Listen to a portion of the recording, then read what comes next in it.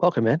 It's Clippers Talk After Dark. I'm Adam Osland from Burbank, California, and we got a special guest, I think from Portland, Oregon, or Yeah, Seattle, Washington, or one of Portland. those places. Yeah, Okay, Portland. Portland, Oregon. Lucas Hand. Don't call him Han from the 213 Empire. The Lob, the Jam, the podcast is where you find him. Although I've only seen one podcast up since the end of the Clippers season, so I thought it might be a good time to go a little bit further with some of the off-season questions and just wrap up what happened in that series and how we feel about it now after Denver lost last night to the Oklahoma City Thunder. Lucas, thanks for doing this. Yeah, man. Thanks for having me. All right, so is anything, I don't want to see a revelation, but has anything been more clear to you after watching the Denver Nuggets against Oklahoma City, after having been 2 weeks removed from the Clippers losing to the Denver Nuggets in 7 games? Has anything maybe been reinforced by what you've seen in these playoffs about how you feel about the Clippers and maybe how far away or how close they are? Yeah, I mean, I think just in the grander scheme of things, right? Like we know the Clippers are a good team. They've got a talented roster. Kawhi and James Harden are aging. The draft pick situation going forward is not very good. So, you're in that kind of treading water mode, like trying to stay competitive while you wait for that clock to reset a little bit. I don't think any of that really changes, with whatever outcomes you get. But Denver pushing Oklahoma City the way that they pushed them after, the Clippers really only lost to Denver, an overtime game, and Aaron Gordon put back dunk in 2 of those 4 games. Yeah, I mean, I think it does make you feel, maybe it makes you feel a little more like this was a missed opportunity with Kawhi Leonard healthy. Like, oh, if things had broken the Clippers' way, maybe they are the ones that actually could have beaten Oklahoma City, right? But yeah, I mean, I think just generally speaking, it makes you feel good about next year, and what will probably be a pretty substantially similar team, uh, bringing these guys back, trying to win another 50 games, trying to get back to another top 6 seed, and see how it breaks for you next year. But I'll also say, in some of those games the Thunder lost to Denver, their role players shot so badly on open threes, and you just know that if it was the Clippers, they would have made them. Like, there's no way that they're having like their worst shooting game of the season in the playoff against the Clippers. That's just not how it goes. So, grain of salt with everything. Kind of like how we knew Russell Westbrook would shoot much worse against Oklahoma City than he Yeah, did against the Clippers. Clippers yeah, luck, all those things. Before we move ahead, the one thing that keeps, I don't know, pinging around my head over the last 2 weeks is how, and I don't know if this is fair, and it's just, a complete assumption by an amateur that, has no understanding of the intricacies of the game that the people we criticize do. But I felt like in some ways maybe they underestimated the Denver Nuggets. And I thought you guys brought it up at first after game one, just talking about the minute allocation and how few minutes were played by stars in that game one where they blew a 15-point lead. And I kept thinking, did they believe their margin for error was wider than it truly was going into that series? And that's the one thing that's been nagging and bugging me over the last couple of weeks. yeah. But that's my answer to your question is yes. You agree with that Yeah, assumption? yeah, I agree with They that. underestimated a team with Jokic. You somehow underestimated. I think it's one of several things that's going on there. It's not like the only reason why they lost the series. And I also think, Yeah, the Clip like we can say all we want, right? Like, oh, the Clippers should have pushed harder earlier in the series. But also, like, the Clippers were clearly the team that ran out of gas late in the series, not the Nuggets, right? So maybe is it Ty Lue wasn't pushing the guys hard enough, or is it like our guys are older and not as well conditioned as Denver's guys? And a lot of people want to get on Ty for not playing Nico more earlier, but again, like, that adjustment worked for 3 quarters, quarters 3 and 4 of Game 6 and quarter 1 of Game 7, and then Denver figured it out and it was over. So I'm not totally sure that it definitely feels like, and I think Ty even said after Game 7, he was like, right, that he was thinking about. They asked him what he was thinking about. He was like, "Oh, I was thinking about Oklahoma City." So I think there's They definitely asked an him about the element. off season, what he'd be doing. He's like, "Well, I thought we were going to be in OKC, so I Yeah, wasn't thinking about the off season yet." yeah. So I think there's a piece of that there. It's not there. I wouldn't. It's not the whole thing, right? But it's a piece of it. So you would place what happened in Game 7 more so on the side of they ran out of gas rather than Denver broke them and the Clippers wilted to some degree? I don't know. I mean, I don't think it was tactical. I don't think it was like the Nuggets found an adjustment that the Clippers couldn't do anything with. I think I think it was a lot more mental and physical than tactical. And I think, to be honest, Adam, right? Like uh the Nuggets, I think, were more desperate than the Clippers.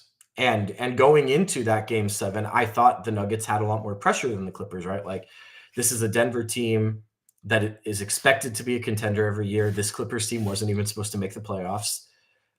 This is a Denver team that lost a Game 7 at home last year and is now playing a Game 7 at home again this year. So, I thought they had a lot more pressure on them, and maybe that was something that could tip the Clippers' advantage if the Clippers could show up and play free and Norman Powell could get going and all of that. But ultimately, Denver responded to that pressure really well, and the Clippers just didn't have that level of intensity in them that Denver was able to tap into, and that we saw Denver continue tapping into in the second round to win some of those games. I mean, this Nuggets team was like, the roster is just not that good, and but they have those five guys, and really for Michael Porter Jr. You know, not a great season for him, and then with the shoulder and the injury in the playoffs, but like those four guys, Murray, Jokic, Brown, and Gordon, like there's a lot of intensity and rise to the occasionness among those four guys. Yeah, they got some championship DNA and a lot of grit, a lot of heart, a lot of will. And I think that starting five won their minutes in that series against OKC too, even though they lost the series, even though they got blown out in game two. I think they ended up a plus, that starting five in that series, which is impressive. Um, did we learn anything about Kawhi Leonard in that series against Denver? Yeah, I mean, I think that's a great question. He had one game. He had one game that you're like, oh, he's still Kawhi, right? And then otherwise, he had a perfectly solid series, but he Yeah. wasn't like, you know, he wasn't the guy who's going to be the best player on a team that makes a real run. He was like, he had a good series, but not a star transcendent series, right? So, I mean, I think if you look at the teams that made it to the second round, pretty much all of them had a best player who scored more than Kawhi Leonard did. And like Kawhi was efficient, but he just didn't score enough. Like, I don't know, for him to be at 25 points a game, he just doesn't do enough else. Like, he doesn't do enough playmaking to only score 25 points a game. He needed to be more aggressive. He needed to shoot more. He needed to score more. And, to be honest, when you look at the one big game that he had, right, where he scores the 39 points, his next highest scoring game of the series was 27. After that was 24. Like, he basically was scoring between 20 and 25 every game. And I just think you need your best player, your leading scorer, to have more big games than that in the playoffs. Do you think there's any element that, because you said, that's not a guy you can rely upon to make a run as your number one option? Are we putting too much into those 7 games, or did we find out who Kawhi is now and this is it? We've hit our ceiling with Kawhi because we finally got him healthy for a playoff series. I wouldn't go that far. I mean, I think part of it too is like he did play well. I mean, Yeah. you know, 54-41 splits. 25 points a game, super efficient.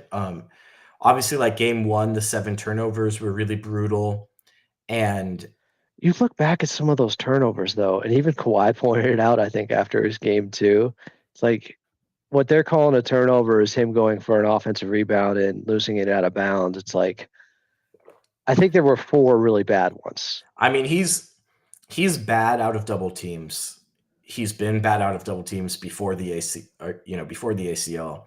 He was really, really bad out of double teams in this series too. Like, whether a lot of them aren't turnovers, right? Because he dribbles backwards 3 times and then throws it to James at half court with 3 seconds on the shot clock. But it's still like we can't play out when Kawhi gets doubled. So did you see that graph that came out of I did, yeah. Double teams in the playoffs and the frequency and then the points per possession out of that? I just want to bring it up here because I think it's interesting. And obviously it ties in with what you were just talking about. But Kawhi ends up like being doubled, percentage of touches doubled. He's way over almost at 30% of the time. But points per possession is at 1.1. It's below Ant. It's below Zoo and where James Harden were at. It's below Jared Allen. I mean, it's not awful, but I do think it's interesting just the frequency of how much they're still throwing doubles at him. And this is just from these 7 games. They're doing it because they can get away with it, right? And like, honestly, I think everyone wants to look at this and think about Chris Dunn this, Chris Dunn that, right? Like, ultimately, at the end of the day, Chris Dunn made 36% of his threes in this series. And he shot worse. Like when Ty tried to put him back in game 7 after he'd been benched, he had the jitters. Through 5 games of this series, with the Clippers down 3-2, Chris Dunn was shooting 39% from 3. So the problem wasn't really that Chris Dunn can't hit a shot. I mean, like he was really bad in what was it, game 4, where he shot like 1 of 9. He had 1 real stinker shooting game in the first 5 games. A lot of what happened was they just couldn't run, like the offense was stuck in the mud. If the ball's finding Chris Dunn for a wide open 3 in the first 5 games, the Clippers are fine. The problem is that the ball's they're not even getting those, or maybe they're getting 3 of those, but then there's 2 turnovers and 2 late shot clock heaves because they weren't able to work their offense effectively out of the double. Because they could always, you notice it's not like it really helped putting someone else in. It helped putting Nico in the second half of game 6 from a defensive adjustment perspective. But the offense still, like, they just couldn't run their offense well consistently enough. They weren't disciplined enough. They didn't execute well enough. When we talk about that margin for error and maybe the Clippers coming in with the thinking that it's wider than it realistically was based upon everything going on in Denver, the analytics of them having the 21st, best defense in the league in the regular season. I think one of the things that Coach Lou thought, and it's understandable, but like if we run our stuff, we will win the series. They can't beat us. But I think it takes away from just the possibility that, well, Denver's going to have something to say about that. And the something to say to me was the zone that they threw at them. I thought that was really effective in slowing down the pick and roll. And you mentioned the Clippers not being able to get into their stuff. And they threw it at OKC as well to some degree of success. I don't know if that was, the biggest tactical advantage they had in the series, but what did you think of that? Yeah, I mean, they definitely stymied the Clippers at times with it, but the Clippers also had their moments, right, where like the Clippers had the stretch. I don't remember what game it was in the series where they had James, Bogey, and Norm all together, and they were playing that zone. And that was 4 to get back in it. Yeah. And that was a really effective stretch for them too, right? So like the Nuggets had their stretches, but I think a lot of it just came down to it was a really physical and mental series, and the Nuggets played smarter. They played more composed. They played more aggressive, and they are physically bigger and stronger than the Clippers. The guys that did play for Denver are bigger and stronger than the guys that played for the Clippers. And I think you felt that. You felt that in every game. I mean, I go back to game 1, right? In the last 7 minutes of the game, last 2 minutes of the fourth quarter and the 5 minutes of overtime, the Clippers allowed 8 offensive rebounds. Yeah. Like Denver, especially Russell Westbrook and Aaron Gordon, but then at certain moments, also Christian Brown and Michael Porter Jr. just decided we are going to keep taking the ball from you until we score. And they just bullied them. And, that's not a ton about tactics and, I mean, rotations can play into it a bit because personnel matters. Personnel? But, at the end of game 4, I would definitely say that personnel matters, right? But like at a certain point, the guys who are out there got to say no. Like you can't just keep taking the basketball from me. And there were too many key stretches of this series where the Clippers just said they wouldn't do that. They were like, well, if you really want it, Yeah, it felt like the urgency wasn't where it needed to be consistently throughout the series. And I wonder if them having to win 8 straight to stay out of the play-in and have a play-in to stay out of the play-in game against the Golden State Warriors in game 82, did that cause them to wear down at all, run out of gas? But they still had 6 days off before yeah, game 1 of the series. Yeah, I don't really. They had a lot of time off before the series started, and Denver also had to push hard to close the season and came in with guys like the Nuggets came in with a worse health situation than the Clippers did. Yeah, I think if the Clippers had to play a play-in game after all that, then I probably would give that a little credence. But they had 6 days off, like Yeah. It just goes back to me thinking that I don't know if this permeated throughout the team, but if they were coming in with the, hey, we're the better team, actually, this Denver team is in disarray. They have all these things going on, and we can play our B game against their A game and still beat them or something. I don't know. That's just the way it felt at times to me, whether or not it was real. Does James Harden need a moment in a big playoff game to get over? Do you think it's a mental hurdle with what happened to him in game 7? Game 6, he was great and he played 47 minutes, whatever it was. Did he just run out of gas? The assists were still there in game 7, but obviously the scoring production wasn't. Yeah, I mean, I don't know. Like I think if you look at that box score of the Nuggets Thunder game 7, it helps Jamal Murray. it helps gain a little bit of perspective, right, about the type of thing that we're dealing with. Like I think frankly, right, like they got clippered. Yeah, I mean they did. It was a very very similar game to actually the game 7 the Clippers lost to Denver. Denver lost in very similar fashion to Oklahoma City in game 7. And like I'll take the performance that James Harden gave you in that ugly game 7 blowout over the performance Jamal Murray gave Denver in their ugly game 7 blowout. So like it's it sucks, right? But yeah, I just look around the league. Look at the box scores of other teams in elimination games. Like sometimes guys come through in a huge way, and sometimes guys fade out. And it sucks when it's your guy and it's your team, but yeah, this is what it is.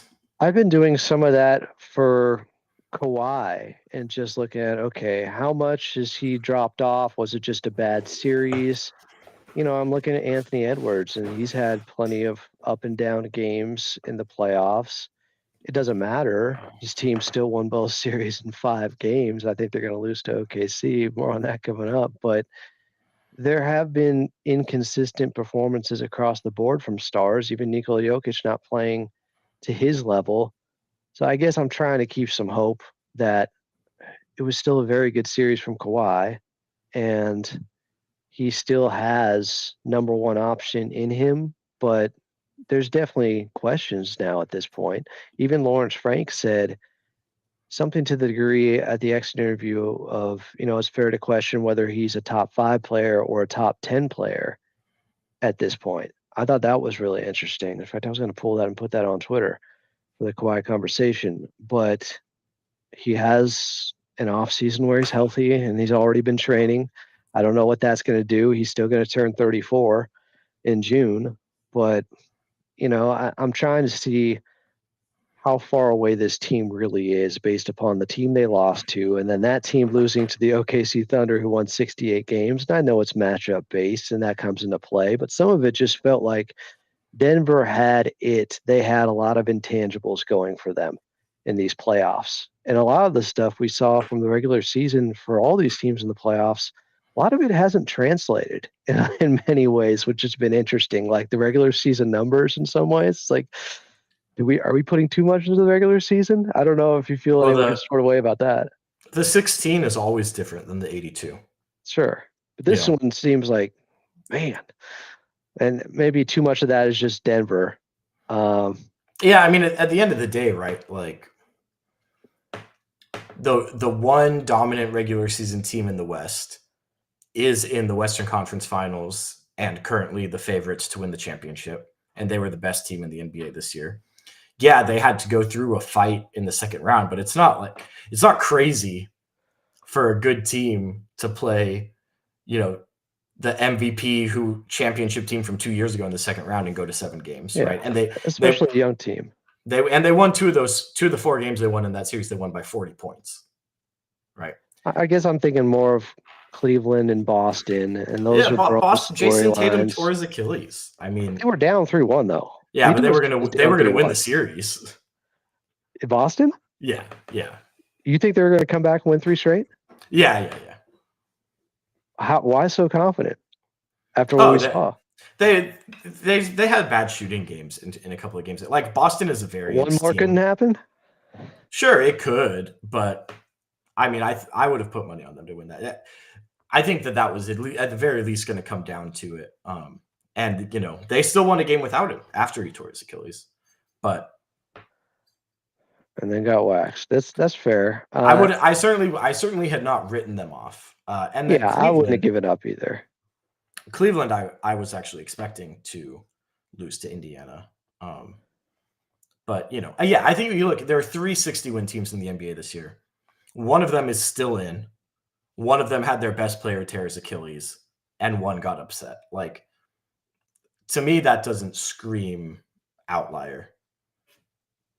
Okay.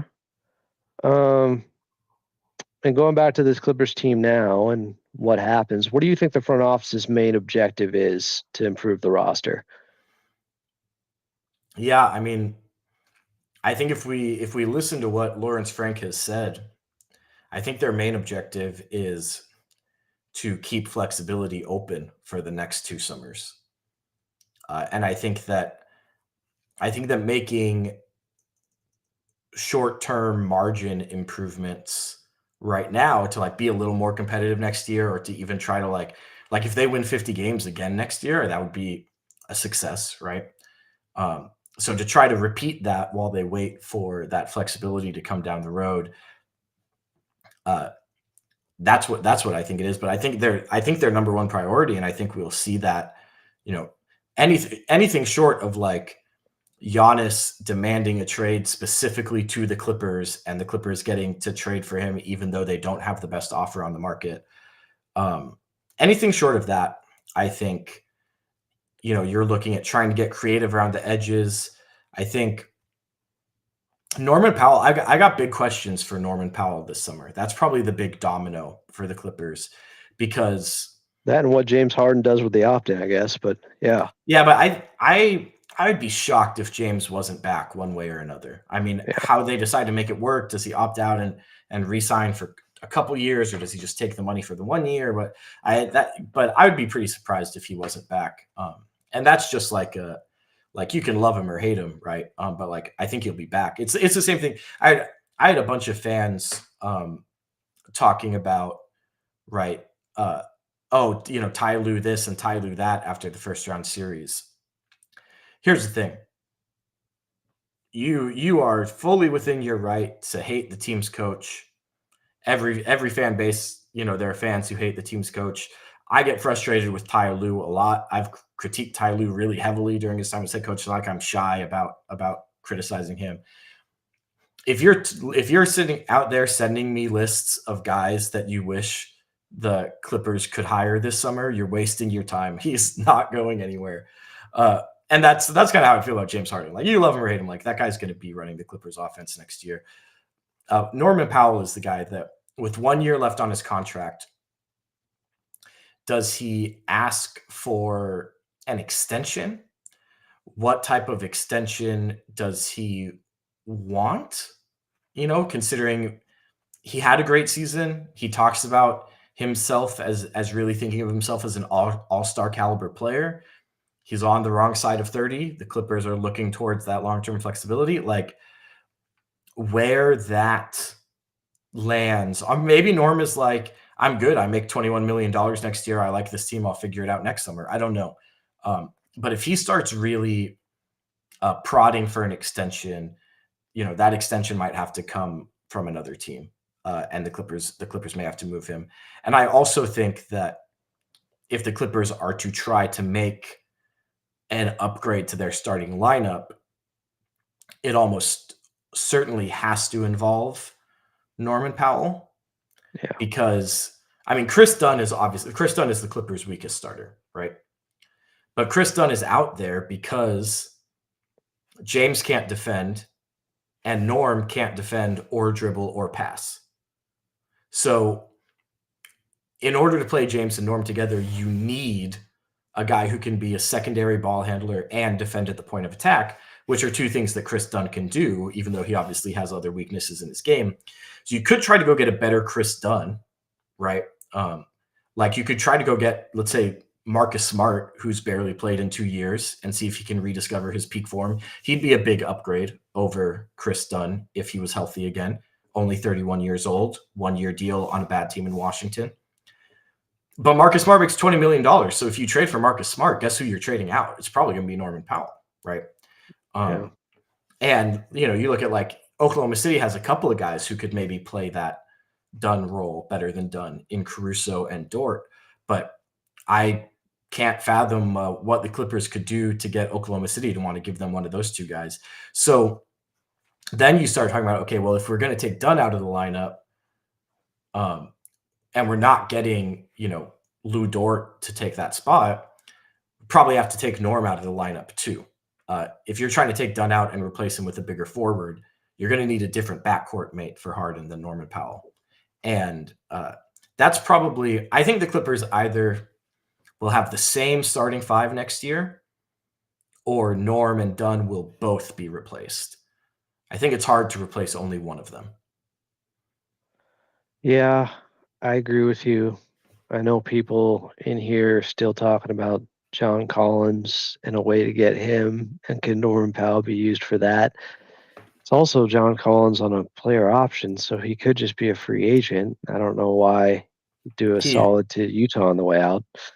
I think he'll take his $26.5 million for next year. He'll opt in. You think he's getting? I don't think he's getting $27 million anywhere. I don't think he's getting close to $27 million anywhere. It's just, could you get 80 with less annually? There's going to be a lot more money in the NBA next summer than there is this summer. I think we're going to see a lot of guys taking there's player options this year, I think. Who else? Who else are you thinking about? God, I was looking at a list the other day, and I was just thinking, like, who's getting this money? I was really the Athletic had a great roundup over the weekend of players of teams and like how much spending power each team has this summer, and the answer is like not really. Brooklyn could make one or two big plays for big name guys, yeah. but Other than that, it's like it's tough. I think a lot of guys are probably gonna like if they opt out, it'll be to opt out and re-sign. Like LeBron will probably opt out Yeah. and then re-sign with the Lakers Same with Harden again. with us. You know, yeah, Harden's, you know, he's old enough and has declined enough that he might just take the 36 million. But also, like, would it shock you if he opted out and the Clippers just gave him 2 years, 70 million, and he just locked in that extra year of money? Like That or 80 million wouldn't shock me. yeah, like even a little bit of a raise. Like he overachieved last year. You know, I think like Chris Middleton is a guy someone was talking to me about, like, oh well, Chris Middleton could opt out, and you know, like, no, Chris Middleton's not saying no to $33 million this year. He's never going to make that much money again. Yeah. Randall will opt out because he had a great season. Collins is going to opt in. And he can do that also because he's going to get out then next year at 28 or 29 and then get that deal if you're John Collins. It's still going to be there. And it'll be better next year because it's a better market, you know. Do you think the Clippers front office is going to put more of a priority at the power forward position, which fans have been clamoring for years based upon the result of that playoff series? Do you think that has any influence? I mean, let me ask you this, Adam. Do you think that the Clippers didn't get a power forward last summer because they didn't want one? No, I'm with you. It's these people asking for the power forward. It's like, great, you have to get one that can shoot and defend and rebound, and those guys are expensive because they're playing next to Ivica Zubac in the starting lineup to slide Kawhi to 3. So it's just difficult. Yeah, there's a reason why the Clippers ended up guard heavy last year, is because they were able to find talented guards for cheaper than talented forwards. I think they'll try to get a forward again. I think a lot of guys that fans think are power forwards are not well equipped to be a power forward next to a center like Sue. Yeah. John Collins could be on that list. I mean, I think Utah observers will tell you that John Collins was better as the center in a lineup than as the power forward next to a guy like Walker Kessler. Zoo is better than Walker Kessler, but just because John Collins can make a 3, like John Collins, he's not a good defender. And maybe you could coach him up in a good system. I mean, he certainly has the size and the athleticism, but he just hasn't been a good defender in the NBA. He's been best as a shot blocker. So, yeah, I think that, and then, you know, I've seen fans talk about guys, you know, you see a guy that has a good moment, right? Like a guy like Naz Reid. I really worry about Naz Reid as like a backup hybrid 4-5 as a Montrezl Harrell type, but he shoots like a lot to like there. Naz Reid as your starting power forward, defending wings, starting level wings every night. That is a huge risk. So, I mean, I got people in here saying get Brook Lopez and put him at the 4 because he can shoot. Yeah, like, you know, you gotta play basketball on the other end of the court too. And you know, I'm not saying, for me, John Collins is a guy that, like, it's not a hard no, but it's not a slam dunk, so to speak. But it's not like I don't think it's as obvious. I don't think it's as clear cut that he would be as good as a lot of people seem to think he would be. And the same is true for Naz Reid. Like, I really like Naz. I like Naz Reid a lot better as a player than John Collins in a vacuum. But you know, he's going to get 25 million plus anyways. Like, they're not going to be in the running for Naz Reid. Well, so from who? Well, I would hope that Minnesota let Cat go to hold on to some of these other guys if I'm them. Like, I mean, but so look at it from Minnesota's perspective. Like, their money situation is still bad. You know, they still have $192 million on the books for next year. That $192 million includes $46 million in player options for Julius Randle and Naz Reid. Julius Randle is going to opt out and make more than his $30 million player option. If Naz Reid opts out, you're saying he's going to make a lot more than his $15 million player option. I mean, if Julius Randle goes from 30 to 40, which I still think, considering how well Randall's played in these playoffs, if they get him at $40 million next year, that's a good price. Naz Reid goes from 15 to 25. Minnesota's payroll just broke 210 million. And they have not still re-signed Nickeil Alexander-Walker, who was their sixth man. You know, I mean, like, he's gone. Yeah. And what's the second apron? 207? Let me see. I actually have it here in one of these tabs. Is it right around there? The 210? It's got to be. Yeah, I think the second apron is a little higher than that. But like, is Minnesota going to pay the tax to begin with? Like, before we talk about the second apron, like, is Minnesota going to pay the tax? I mean, what if they have to choose between Nas and Julius Randle? They'll choose Julius Randle, wouldn't you? I mean, like, that can't be a question. The way this season has gone goes. Yeah, I guess, but like they've barely lost a game that Randall's played in. I mean, and I don't know he's been great. I'm not a Julius Randle fan. But how he has been in the playoffs before. You know, I think it's really hard when you've got a star level player that you're paying a lot of money to at power forward, and a star level player that you're paying a lot of money to at center. How much money can you really pay your third big? I mean, I've been saying this like because people have been sending me, backup centers. Like Luke Cornett has a big moment for Boston. He's a free agent this summer. Boston doesn't have any money. People are like, maybe can the Clippers get Luke Cornett to be their backup center? Luke Cornett is going to get money this summer. Like he's not going to get $20 million a year, but he's going to get a decent salary. And the Clippers have an all NBA center who can only play center, who's going to play 32, 34, 36 minutes a game. How much can you really invest in a guy behind him who can only play center? You know what I mean?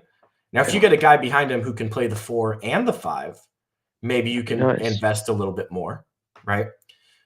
But if the Clippers just have a straight up backup true center next year on the roster, it's either going to be a guy they picked 30th overall or a minimum salary deal. Or Drew Eubanks, I guess they could keep around if they feel like it. So they wouldn't dip into the non-taxpayer mid-level for the center position, you think? Here's what's interesting about the mid-level is it used to be the case a few years ago that teams who had the mid-level would throw the full mid-level around. And then we got this renegotiated CBA, and it boosted up the value of the exceptions a lot. And last year, teams were really hesitant to throw. Like it's enough money now that teams won't just hand it out. I think the only player who got the full non-taxpayer mid-level last year was DeAnthony Melton to go to Golden State. And then he messed up his knee in the first week of the season and didn't end up playing. But it was the full value of the exception, but only on a 1-year contract. So we haven't seen someone get like the full 4-year mid-level exception yet under the new CBA. Maybe the Clippers go partial with it. They go like a guy who obviously has been talked about a ton, a guy like Malcolm Brogdon. Malcolm Brogdon's not getting the full mid-level exception. He'll get some piece of it. And you may have to bid depending on what other teams are interested in him. Then maybe you're left with like $4 million. Maybe you go, instead of going after a backup center for the minimum, you go after a backup center for $4 million and bid a little bit. Like, I guess it's possible, but it's got to be secondary, because if that guy could, again, if you get a guy who can play power forward, if you go get a guy like maybe Larry Nance, who's a free agent, and you want to see about, again, I think we're probably 5 years away from Nance actually being a power forward. But, maybe then you could try to justify that a little bit. But as it stands now, like, that's just not a rotation spot for the Clippers to be investing in. How much do you think Yabusele gets this summer? Yeah, that's a great question. Yabusele's an interesting free agent this summer because he had a nice season. He did. But he didn't like blow you away. You know what I mean? Like, it was nice, but it didn't blow you away. And on a miserably awful team. Not his fault that they were miserably awful, but like, if Yabusele comes off playing 27 minutes a game, averaging 11 and 6 and making 38% of his threes, and the Sixers are as good as everyone thought they would be, people would be lining up to give him an 8-figure deal. Yeah. Now, I think he's He's probably right in that partial mid-level range. I could see him going for 8. I could see him going for 12. And at that point, obviously, it's going to come down to, the years and the options and the guarantees and all of that. But, What think about him, about some small ball 5? Could he think be about. the guy that can play some 4 and 5? As I'm wondering. I mean, maybe he's strong. You put him next to a guy like Nico. I think the thing about playing small at 5, like we've talked about this before with Ty Lue and the Clippers, right? Like the Clippers having success in small ball always had way less to do with who was playing quote unquote center and the fact that they had a bunch of really athletic 6'8" guys playing on the wings next to their small center. So if Yabusele is going to be the center, but like Nico Batum and Kawhi Leonard and Derek Jones Jr. are out there on the court with him, then like, yeah, you probably can do that, right? But if you're going to try to play like James Harden, Norman Powell, Chris Dunn, Amir Coffey, and Yabusele, the lineup's going to suck, right? So how would you feel about names like Clint Capella or Brooke Lopez? Are either of those guys gettable using a partial amount of the mid-level? Capella probably more so than Lopez. Lopez feels like Lakers to me. Back to the Lakers. Ooh. Yeah, I just think, people are talking about like, oh, Luke Cornett would be a great fit for the Lakers. I'm like, they are not going to sign someone LeBron has never heard of. Like, they're going to sign someone that LeBron knows. It's like not the LeBron era anymore. It's the Luka era, man. Does Luka know him? It doesn't matter. But yeah, I mean, those are both names that I think would be solid. I think I'd be more excited for Lopez than Capella. Capella's probably more attainable than Lopez. Backup center veteran center is just one of those spots where like, there's always guys who go for the minimum down there. And maybe if you have partial mid-level and you can throw around $4 or $5 million after whatever it costs you to get whoever your main target is, maybe that does allow you to go kind of outbid other teams for. I think Lopez, I just think is going to get a slightly bigger chunk of change than that, just because the size, the smarts, the shooting, it's all still there, even if you don't want him as your starter anymore. But Capella, I think could be something. What about Steven Adams? I mean, you watch that Rockets series? Which part? The double bigs? Yeah. He was their best player. I love him. I don't think the I'll tell you this, he made what, like 10 million this year? If you're Houston, there's no way you don't have him back for another 10 million. I mean, let alone potentially more or potentially multiple years, right? So at that point, like I think he's out of our price range, especially when we talk about, right? Yeah. Like I was saying, the Clippers have an all NBA starting center. They just don't need they don't need to overinvest in another guy who can only play backup center. Could Jackson Hayes fill those 10 to 15 minutes per night? I mean, did you watch that series? I did. Would he be an upgrade over what they have had the last couple of years? No. Who's better? I mean, Ben Simmons was better than Jackson Hayes. I felt like at times this season, the playoffs notwithstanding, Jackson Hayes showed some growth, but Jackson Hayes was better than Mo Bamba. Yeah. But I think I don't think Ben Simmons, honestly, I mean, I don't think Ben Simmons is not an option. Yeah, I wouldn't be shocked if the Clippers re-signed Ben Simmons. I think they probably would sign Simmons and a minimum salary center, but yeah, it wouldn't shock me. They won't use exception money on him. I mean, no one's going to, but he had enough utility in the regular season. He pushed the pace a little bit. For me, a big part of it depends on what else they do. And then you look at okay, who are our main guys going to be? Who are our starters going to be after, if we make a Norman Powell change, if we make a Chris Dunn change? And then that allows you to imagine sort of what these hybrid staggered second unit lineups are going to look like. And if Ben's really limited, really particular skill set is going to complement or clash there. Back to the fours. The fours. I got two names for you. Yeah. How good of a defender is Santi Aldama? I've been wondering this. The Grizzlies have really good. They have good. They play a good team defense. Like even if they don't always have good personnel, even if they don't always have one of the best defenses in the NBA, like Taylor Jenkins did a good job. Like he was developed. He was socialized into a good NBA defensive scheme, and I think that some of that.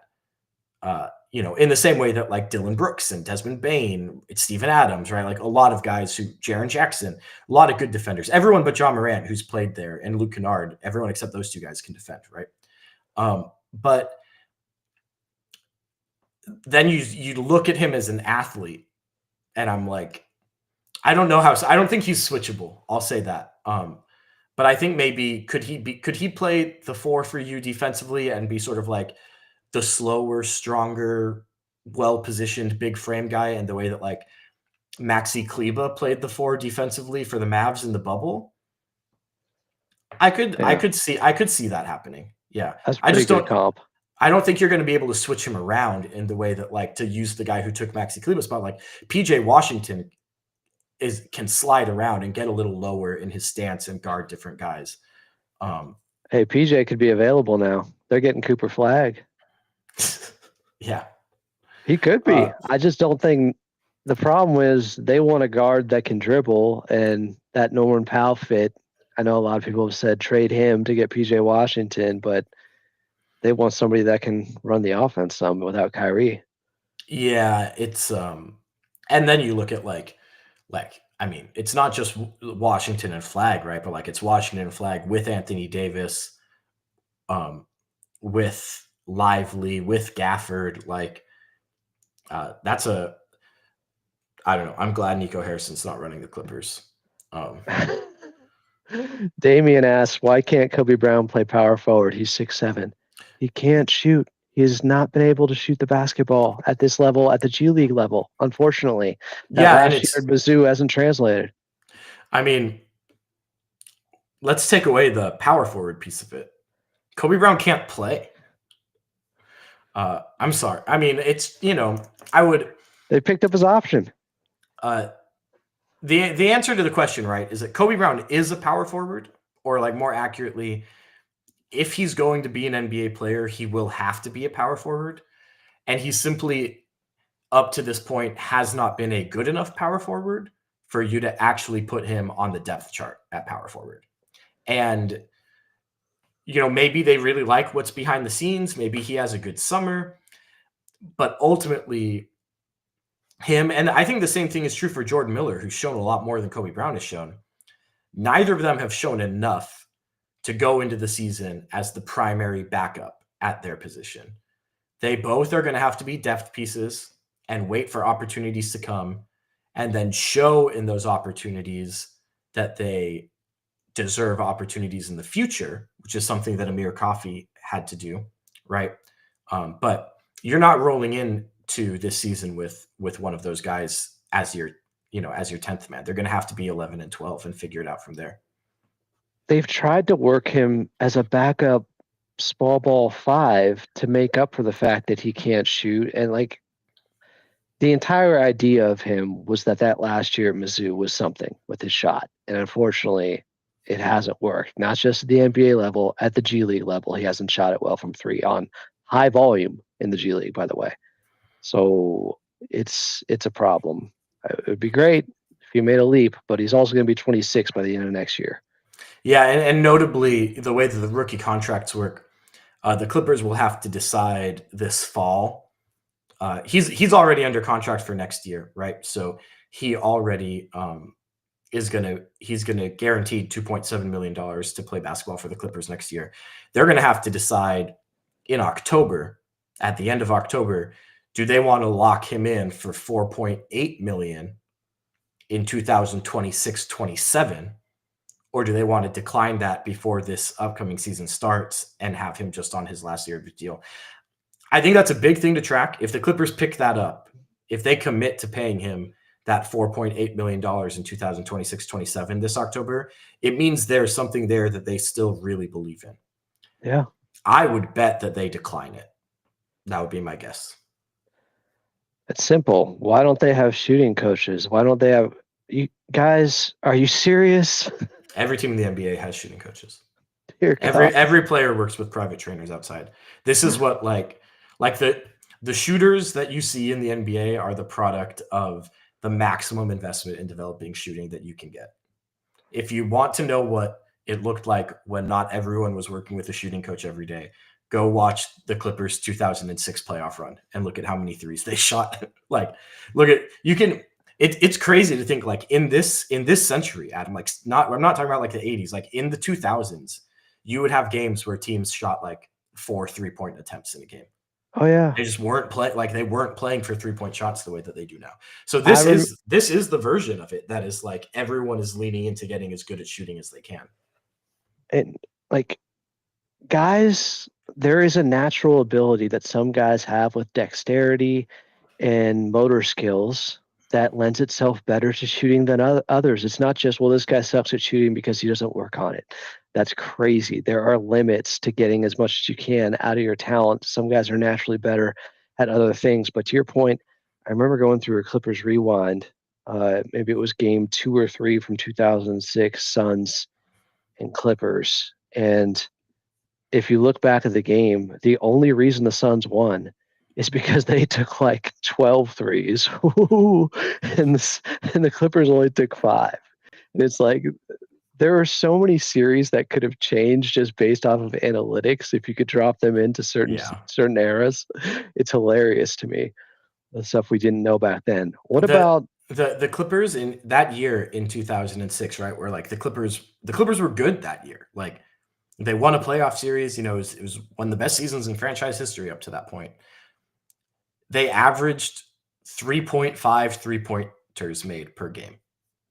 3.5 3-pointers made per game. And on those attempts, they only shot 34.4%. Like the only guys who really shot the ball on that team were Mobley, Cassell, Maggette. Yeah. And none of those guys shot better than 37%. I mean, I guess like Vlad Rad, but he was hurt. But anyway. Damian doesn't get it. Teams are shooting sub 30% from 3-point range in the playoffs. Give me a break. None of these guys can shoot. Says a lot about the trash coaching.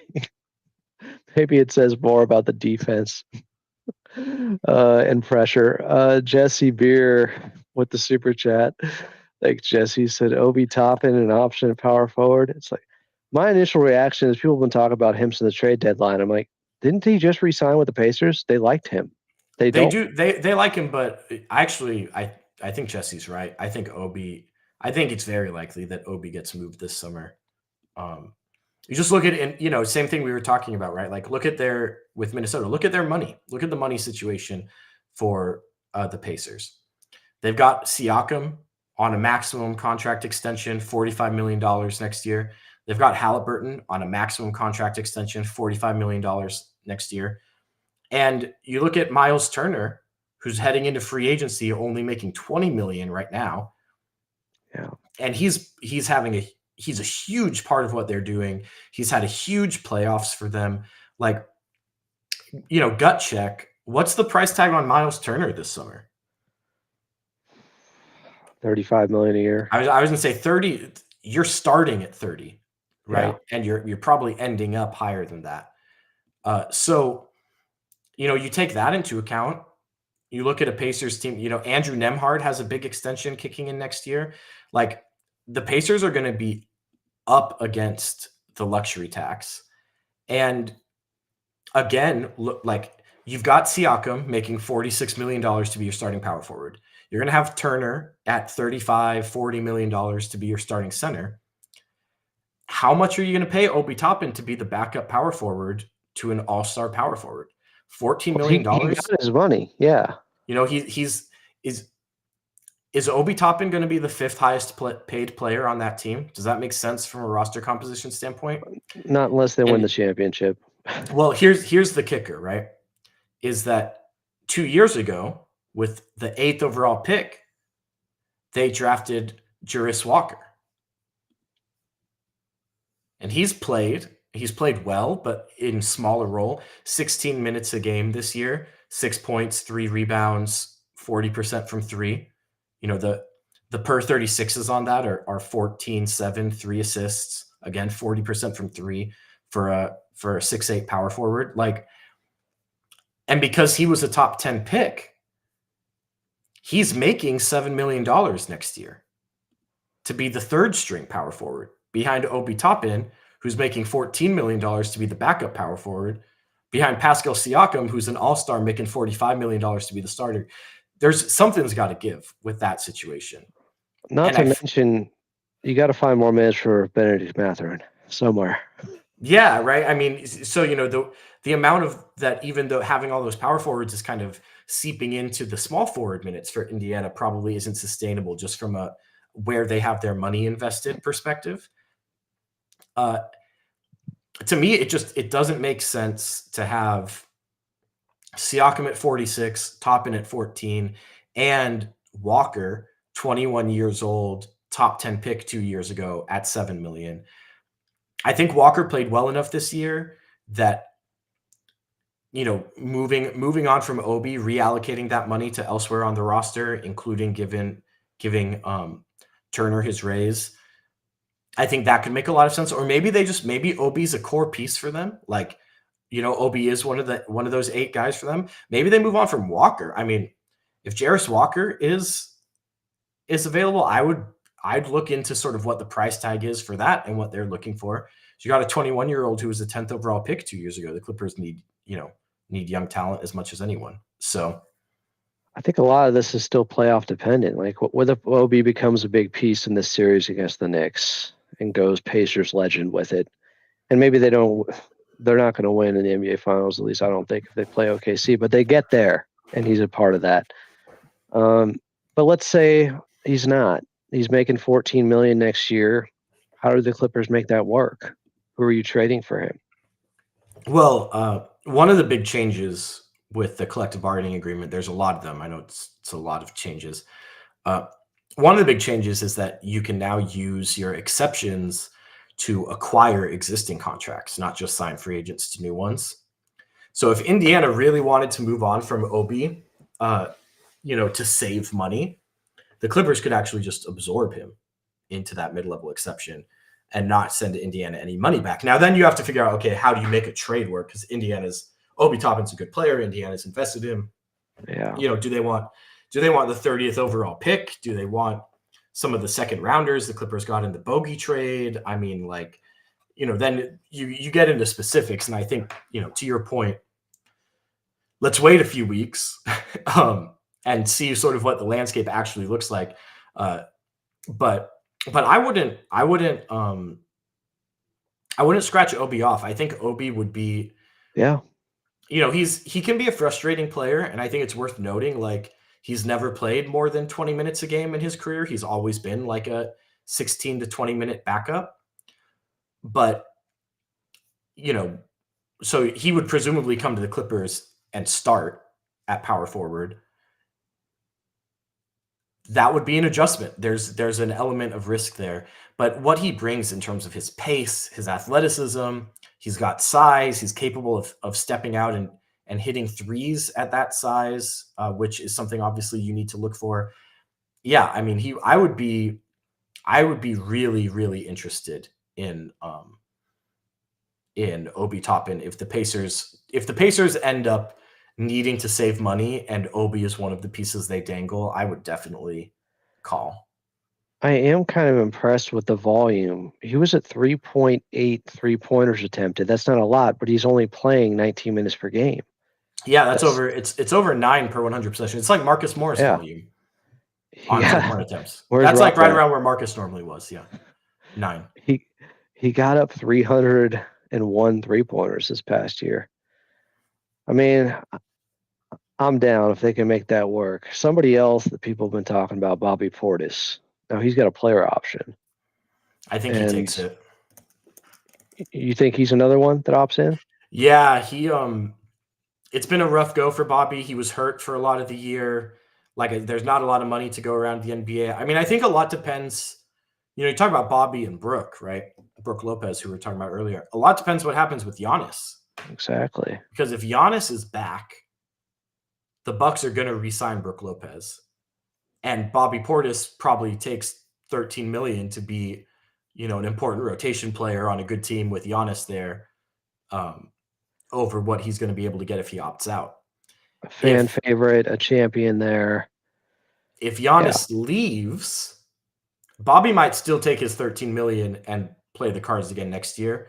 But Brooke almost definitely leaves if Giannis leaves. I can't see why he would go back without Giannis. I can't see why Milwaukee would pay him without Giannis.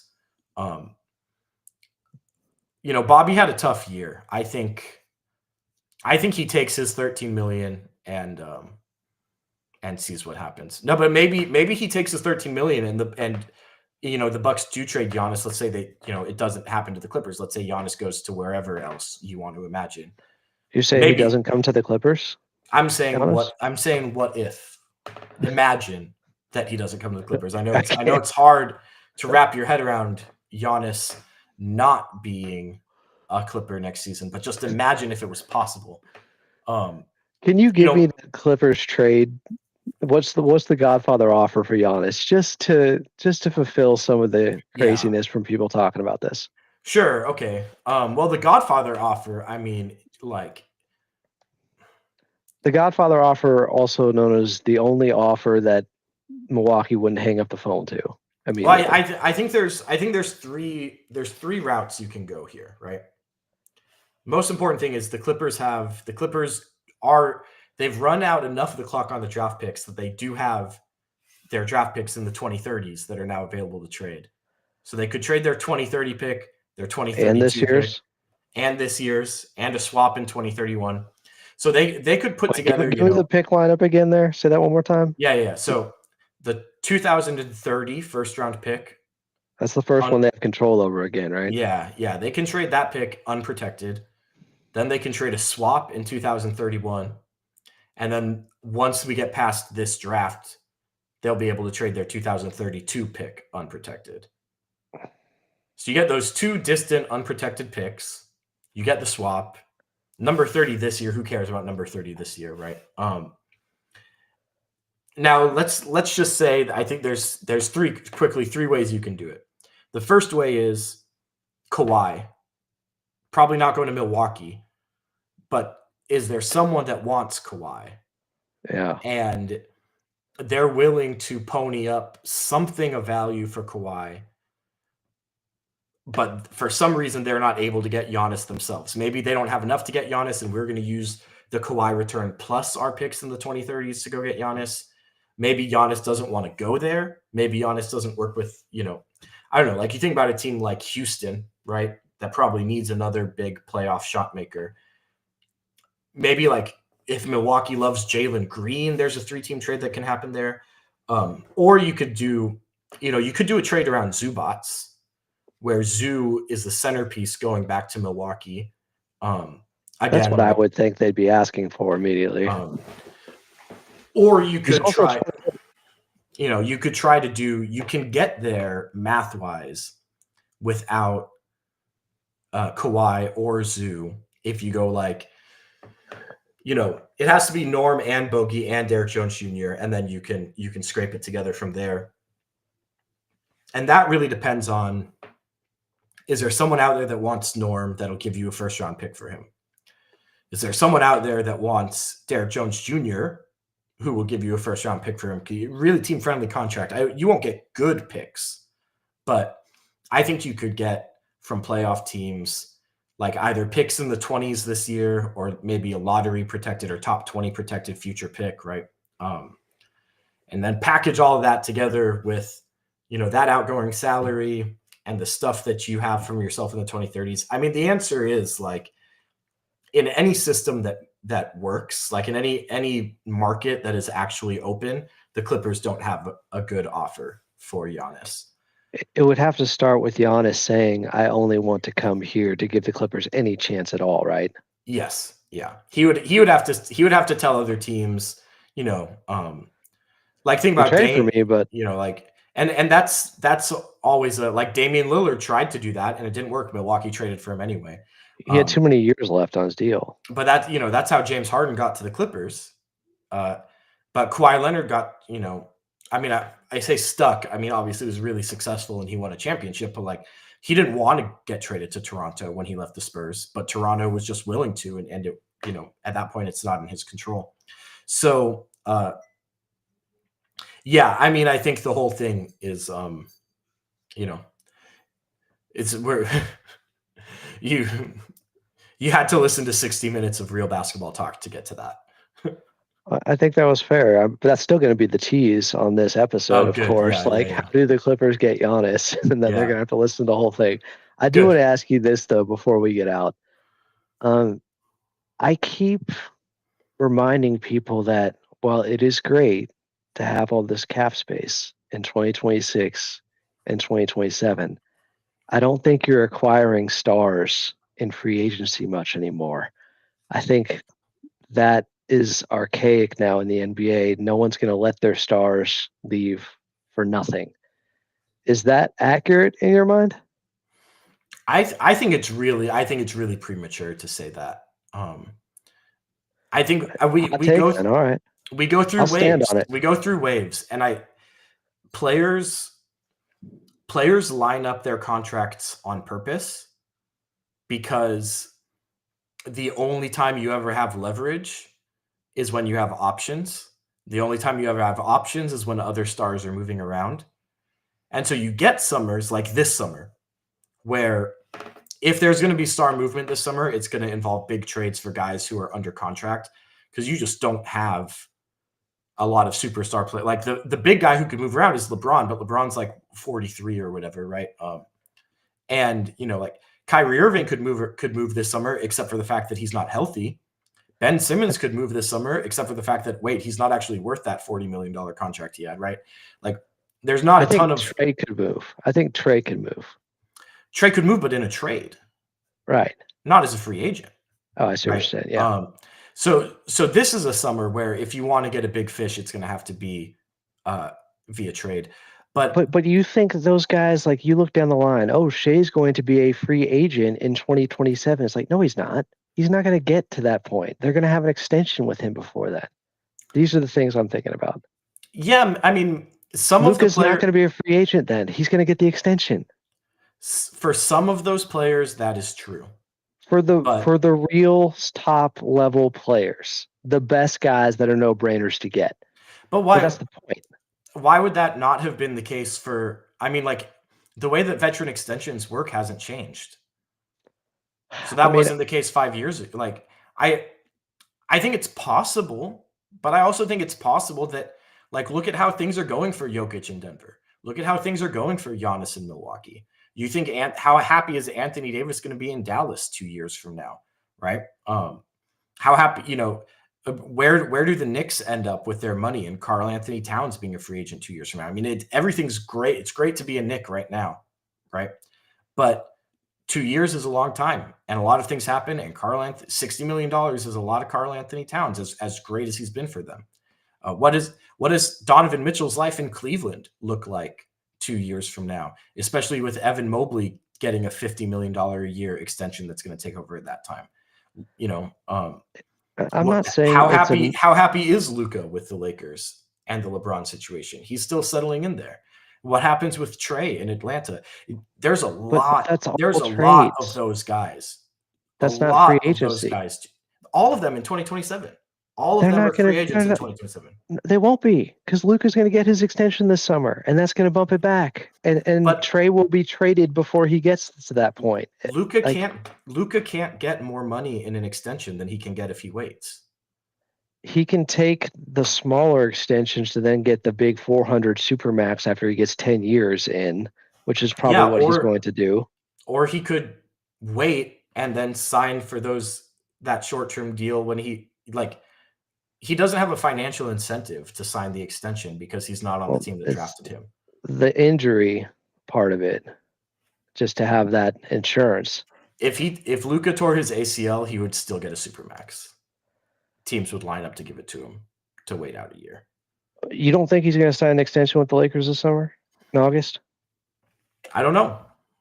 I think it's naive to look at, oh, look who's going to be a free agent in 2027. Like, none of these guys are actually going to be free agents.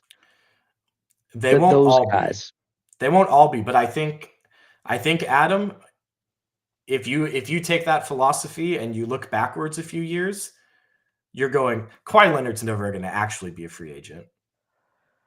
LeBron James is never actually going to be a free agent. Kevin Durant's never going to actually be a free agent. All those guys change teams. Jimmy Butler's never going to actually be a free agent. That stuff is over, is what I'm saying. And I'm saying, get a whiff that you're leaving, they're trading you. They're not losing you for nothing. Then either you get traded to the destination you want for pennies on the dollar, or you get traded somewhere that you don't want to be and you leave there, right? Like that's what happened with Kawhi 5 years ago or 7 years ago, is the Spurs got a whiff that he was going to leave, so they traded him, and he went somewhere for a year and then walked in free agency. So what's to say? Maybe the Bucks get a great bid from Oklahoma City for Giannis. So Giannis goes to Oklahoma City and doesn't want to be in Oklahoma City, plays there for 1 year, and then comes out to make movies. I'm not saying that it will happen. I just think it's so rare now. I don't know. I think what you're noting about like this list of, oh, they'll be able to pick from these 8 guys, like that's not true. It is a fake list, to your point, because it's a lot is going to happen between now and then that changes the composition of that list. It's also, I really don't think it's true that like, oh, no one is ever going to sign a max free agent anymore. Like, I'm not saying never. I'm just saying it's going to be the exception by far. It's always been here's what I'm driving at. Well, it's like, Shaq being a free agent with Orlando, like that type of stuff. People learn from that. We move along, and that would never happen now. But what I'm driving at is, are the Clippers going to have to take risks if you want to get a young superstar? It's going to have to be somebody that currently isn't a superstar, has flaws, but maybe has that star potential, like, I don't know, LaMelo, Kuminga, guys like that. Like guys that are far from perfect, but those are the guys you're going to have to hit with one of these guys that for whatever reason was given up on already. Well, Kuminga would definitely be a great example of that. Like the guy who could hit but hasn't yet would be a big gamble. Like Kuminga is a guy, how much do you think Kuminga gets a year this summer? That is the crazy, like, how much is some team going to offer them? Like, I don't know. I've heard people talking $25 million a year. It's wild, but it could happen. $25 million a year for Kuminga is exactly the type of risk where if he's even just solid, that just messed you up taking that risk. He has to be an all-star. He's got to be an all-star for that to be worth it. Because once you give him $25 million, you're not going to have 2 max slots in these upcoming free agency classes.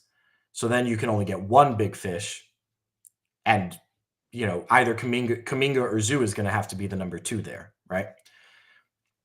But if Kuminga breaks out and is the all-star and you have him at $25 million or $30 million, then you take that max slot, and now you got all the leftover change from the difference between a max slot and what you gave Kuminga to go add more talent. So a hit, if you really do hit on that, that's really valuable in team building. LaMelo, I see a lot of people talk about LaMelo. LaMelo's got 4 years left on his contract in Charlotte. Like, and he's been hurt. He's their best player. He's 23. LaMelo is really good. I mean, he's flawed and he's been hurt, but I can't imagine what you would have to give Charlotte to get him out of there right now. Like, I think like let's talk about LaMelo. If we make it through the 2027 free agency with none of these other stars materializing and the Clippers don't land anybody. Then at the deadline in 2028, when LaMelo is down to a year and a half left on his contract, let's check in on how Charlotte is doing and how he's doing and if he's going to force his way out and if he's going to come here. I think we're like, I like LaMelo actually. I would be super into taking the gamble on LaMelo. I just think we're 2.5 years early on it. Okay. Well, would you take the gamble and offer $25 million a year over the next 3 or 4 years to Kuminga? Would you do it? I wouldn't. What do you think player archetyped comp would be? Like what's floor, what's ceiling with him, I guess? God, I don't know. That's a good question. It's so crazy how little we know. Look at the last 3 games though of the playoff series against Minnesota. Yeah, I mean he's the talent is there. It just seems like such a bad fit. He happens to be on the worst team for his skill set in the league. Yeah, they should have traded him for Paul George.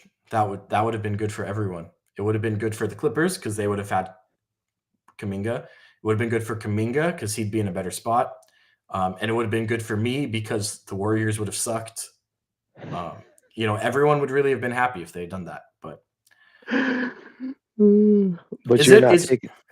you're not doing it. What about 20 million? 20 million is like right at that point where if he's solid, even if you need to move off it, you'll be able to. You know what I mean? Like Cap he would have up 10% a year. Yeah, like he would have to be bad. Like because again, I'm thinking let's say you do put yourself in a situation in 2027 where 2 of those guys are free agents and they both want to come play for you together. Do you want to be not able to do that because of Kuminga's contract? Right? Yeah. And if Kuminga's at 20 million and he's solid, people will be like, yeah, I'll take him for 20 million, right? It's if you're starting him at 25 or if you're starting him at 30 and then you're getting the annual raises and he's at he's at 28, at 32, at 35 by that point, and he's meh, then you're gonna have a hard time moving that money.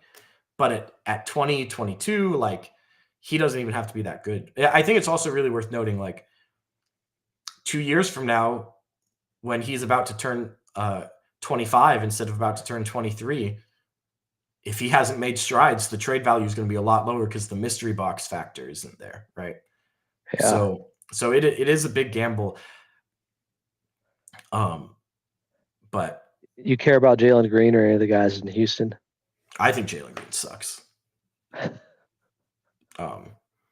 No mystery there. No mystery box there. Who else do you want to ask me about in Houston? Jalen Green sucks. He's really the only one that would be controversial. If you get Tari Eason or Jabari Smith Jr. and these guys, obviously that'd be great. I'm trying to see, is there a Jalen Brunson out there that the Clippers can get? Like when New York got him and everybody said they overpaid, who's, I mean, not young, but like young, right? Had a great close to the season this year and is on a team that is not in a position to re-sign him. Give me a hint. He plays the same position as a former Clipper on his team. The same position as a former Clipper. There's a former Clipper on his team, and this guy and the former Clipper play the same position. I'm out. It's Quentin Grimes. Thanks, Nico.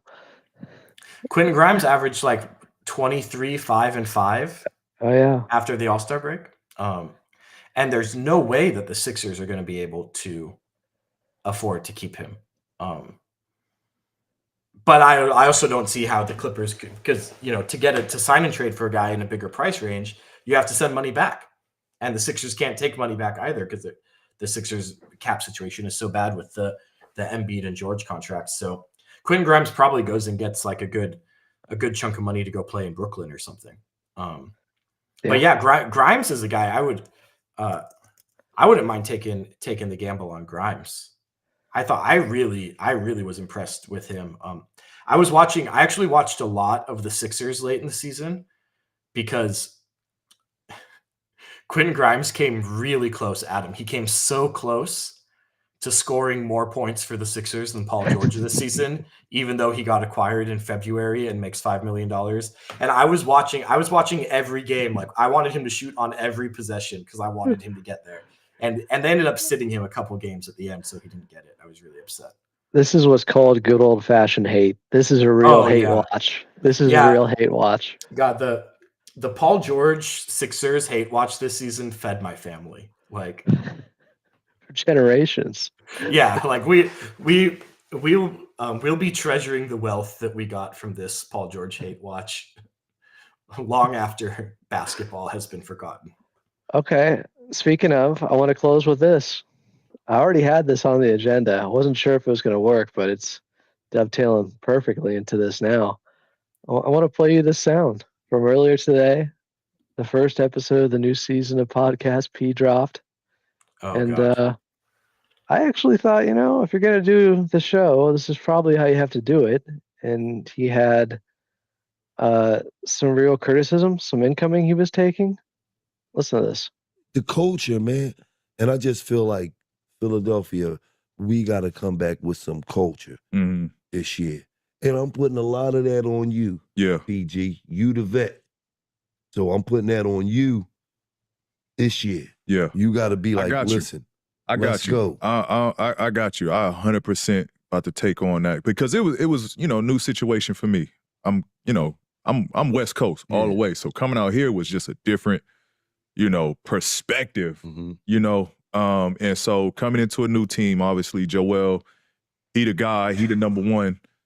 So just learning the landscape here, learning how do I approach, conversations with him, conversations with Tyrese, even Kelly, Kyle. Like it was just trying to figure out how do I step into this, right? And so and I ain't here for no excuses. I didn't hold up to my bargain, right? But I do know, and I have learned what I need to go and do going forward. How do I need to bend or mend these bonds so that we are, to your point, a team more than anything. Like whether we win, lose, we need to be a. Your reaction, Lucas?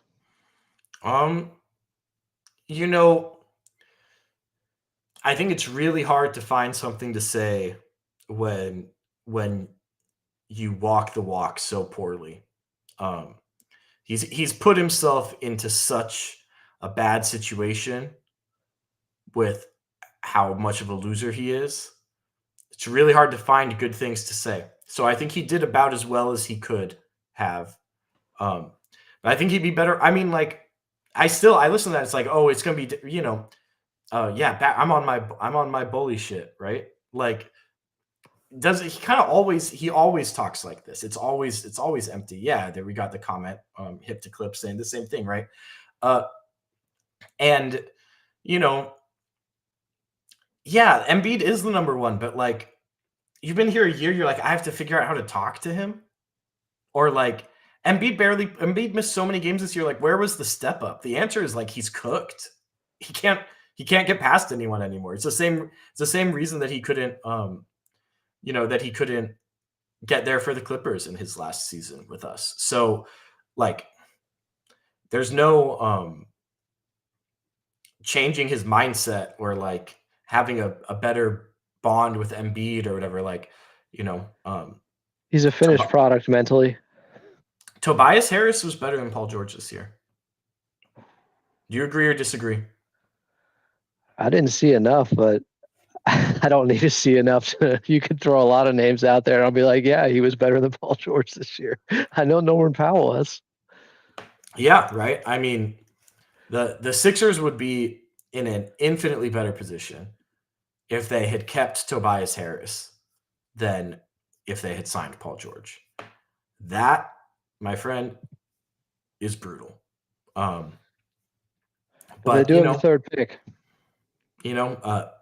Those of us who watched Paul George closely over the last few seasons makes us look pretty good now that everyone else is like, oh wait, like the sort of sticker name value has worn off, and everyone like looks at that and realizes like, oh wow, he's not that guy anymore. He'll be better next year than he was this season. Yeah, he played hurt a lot this season. I mean, like a lot of the he did. The minutes being lower, the shots being lower, the efficiency being lower, all of that is going to rebound a little bit when he's healthy. He'll probably play better with Embiid being healthy, or if Embiid is healthy. I mean, you can't take that for granted, but presumably, hopefully, Embiid will be healthier next year than he was this year. So he'll get to play more sort of with defense honed in on someone else. Like he'll have a better next season than he did this season, but he's never going to justify that contract, and the contract is going to look worse as it grows, and he gets older and declines more. The real hate watch is when you're looking at reaction shows from, YouTube channels that cover the Philadelphia 76ers, and they're freaking out and being like, why are you acting like a passenger? And I'm just like eating my popcorn. But I did appreciate what he said today in the pod he did. It makes sense. I don't know who the rapper was. I'm not that familiar. But he was real on the show about how Philadelphia feels right now, and he took some criticism. If you're gonna do it, that's the way to do it, PG. Yeah, I can't. I'm like, I don't know. Here we are, you and me, right? Like two guys with podcasts. Who would have thought? But I'm like, what is it? What is it that possesses Paul George to be like, you know what I got to do? Restart my podcast. Like, get in the gym, bro. I don't know. Like, and obviously, like these guys all work out and train like it's their full-time job, because it is. Like they're allowed to have hobbies outside of being in the gym. Guys are allowed to play video games or go on vacations or go to nice dinners or go to nightclubs or do whatever they want. But like, I don't know. I've been podcasting for a long time, Adam. I can tell you it's not that great. If I made $50 million last year, I would not be talking to Dr. Shapp on my Sunday afternoons. I'll tell you that. I hang up the headphones. All right. Well, I appreciate you doing this on a Monday night, late night here now on the West Coast. It was Clippers After Dark with Lucas Hann. Don't call him Han. One of the best voices of reason for not just Clipper Nation, not just me. Anybody in the basketball world can learn a lot from Lucas. Does it for 213 Hoops and the Lob, the Jam, the podcast with Dr. Shapp and Robert Flom, who are frequent guests on here as well. Lucas, thanks so much. Cleared a lot up tonight. Got a lot of, I'm sure, aggregators that are going to be coming after us for some of the stuff we said. So beware of that. Marcus Smart. Yeah, I'm fixated on Marcus Smart. Now you had something where Kawhi was going to be traded for Jason Tatum to Boston, so they didn't waste a year. Did you want to get that off real quick? Or? Yeah. This is obviously silly, but like, the Celtics they're running out of time. Second apron stuff, repeater tax stuff. Like Tatum's going to miss the whole year. Maximize the core 1 year with Kawhi, and then restart after that instead of tearing it all down this summer. But no, they're not going to do that. And if they were, they could. I actually saw, although I will say, I was talking about this last week, and then I saw Real GM ran an article today proposing the Bucks do the same thing and trade Giannis for Tatum, and that the Bucks can punt on a year and then rebuild around Tatum, and that the Celtics can do this sort of short-term chase with Giannis before they restructure their money. So it's not as crazy as it sounds. Kawhi's just not in that echelon anymore. Yeah. I mean, if I'm being honest, I'm staying in the East. I know that. But then again, if you have a chance to play with Wemby and that crew, that's a pretty good option too. Yeah, or, a chance to there's more to life than how difficult the conference you're in is, Adam. Is there? Yeah. The West is pretty effing brutal. Yeah, but I'm saying there's more to like why you would choose a city to live in than what conference their basketball team plays in. Even as a basketball player, there are reasons why you might rather be in Los Angeles than Milwaukee. And I'm not saying Milwaukee, I'm not saying anything bad about Milwaukee, that Milwaukee's a bad city or anything. I'm just saying, like, is this your pitch to Giannis? There are reasons why you might want to live in Los Angeles if you're one of the most famous people in the world and you are making $50 million a year. That's all I'm saying. Because he and Harden get along so well and they're boys. Yeah. That's a great selling point too. You got to, I mean, when Giannis learns about In-N-Out, it's a wrap. It's a wrap. Yeah. Put him on the plane. Secret menu, Giannis. We got you. Animal style. All right. Lucas, be good. Thanks again for doing this. Everybody check him out on the Lob, the Jam, the podcast. Love you, man. See you, man. Thanks. It's been another episode of Clippers Talk. I'm Adam Moslin. Talk to you guys next time.